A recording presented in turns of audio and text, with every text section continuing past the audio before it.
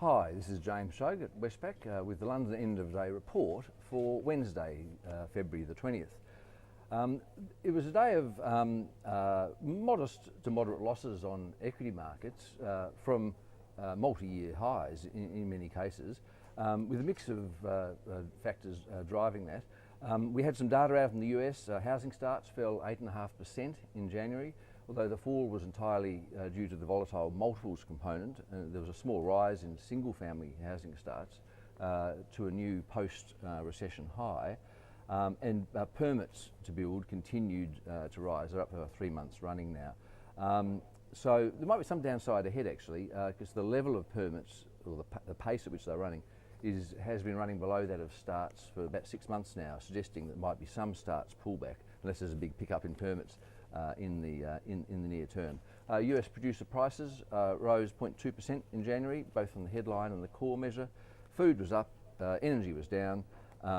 Prescription drugs always spike in January. They did this January, up 2.5%, but there was some offset from flat clothing prices and falling car and truck prices. We've just had the minutes to the FOMC meeting 3 weeks ago. They showed that there was some discussion that the Fed might need to vary the amount of asset purchases per month, or that it basically comprises its quantitative easing Mark IV. But that didn't have any immediate significant impact on markets. In Europe, we saw the advanced consumer confidence report for February. It was slightly improved for the third month running. The German PPI accelerated a bit, up to 1.7% annual pace from 1.5 in December. That was a January number. But it was in the UK that we had perhaps most interest. Unemployment on the benefit claimant count measure fell 13,000, but the unemployment rate on the separate household survey rose from 7.7 to 7.8%. That's in the December quarter. The benefit claimant number was for January.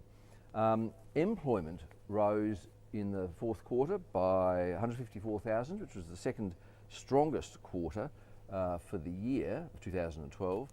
And remember, the economy, although it was quite volatile through the year, basically had zero growth for the year as a whole, yet it put on jobs growth amounting to around 600,000 in the full year. So a lot of people seeming to get in the way of each other and not actually produce anything more. Not good for productivity, not good for unit labour costs. Wages were low, earnings were low. They decelerated further in the latest survey to 1.4%, 1.5%, depending on whether or not you include bonuses. That's an annual pace.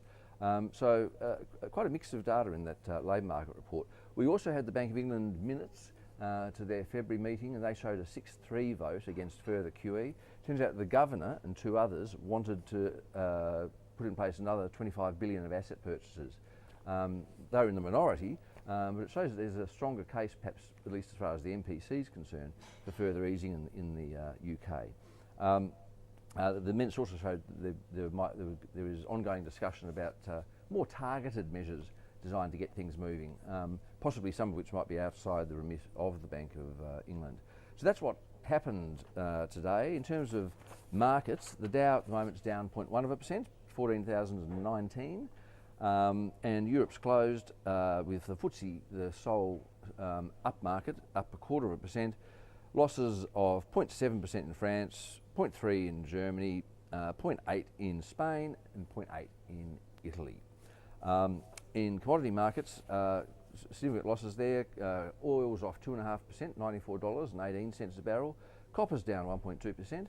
Gold's down 1.6% at $1,579 an ounce.